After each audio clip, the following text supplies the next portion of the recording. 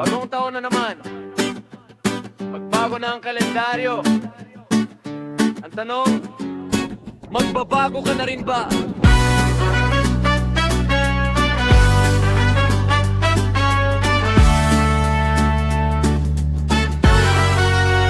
Nagbago na ang taon, nag-iba na ang mundo.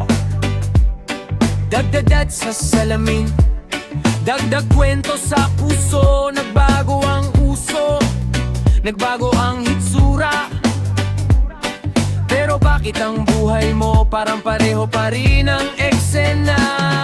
Ginawa mo na lahat ng sabi ng iba, pamahiin, pampaswerte, dasal namin nadali sa alas 12 na. Pero pagising mo kanina, dala pa rin ang tanong, bakit hanggang dito pa rin ako, Panginoon? At sa gitna ng ingay, may boses na malinaw. Hindi tanong ng mundo, kundi tawag ng langit na tumatawag. Hindi taon ang kailangang magbago, ikaw. Nagbago na ang taon. Magbabago ka na ba? O pareho pa rin takot ang hahawak sa'yo sa umaga? Maniniwala ka pa rin ba? Pero ayaw kumilos. O pipiliin mo na ang tapang kahit nanginginig?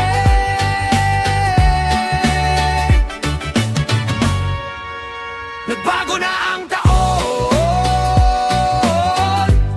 Magbabago ka na ba? Hindi bukas, hindi mamaya, kundi ngayon na. Dahil ang pananampalataya, hindi tahimik na hiling. Ito'y desisyong may galaw, may aksyon, may paninindigan. Hindi ka naman tinamad, napagod ka lang, hindi ka naman talunan, nasaktan ka lang, pero hindi ka nilikha para manatili sa dati. May mas malaki kang tawag, mas malinaw na destinasyon sa harap mo palae. Akala mo sapat na ang paghihintay, yun pala hinihintay ka na ng pagkakataon na kumilos ka na. Hindi lahat ng saradong pinto ay parusa, minsan direksyon yan para sa mas tama at mas buo na ruta.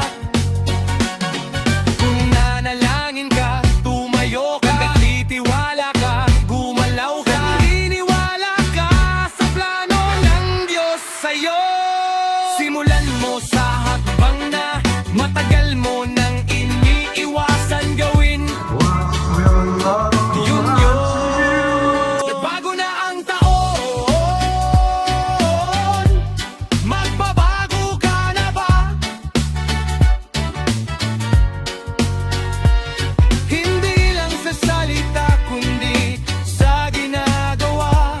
Bitawan ang dahilan, yakapin ang proseso.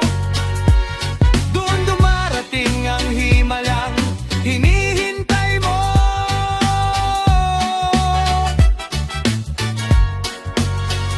Sa taong ito, huwag lang umasa, pumili kang sumunod at kumilos na. Dahil ang Diyos kumikilos sa taong handang maniwala at may lakas ng loob na magbago talaga.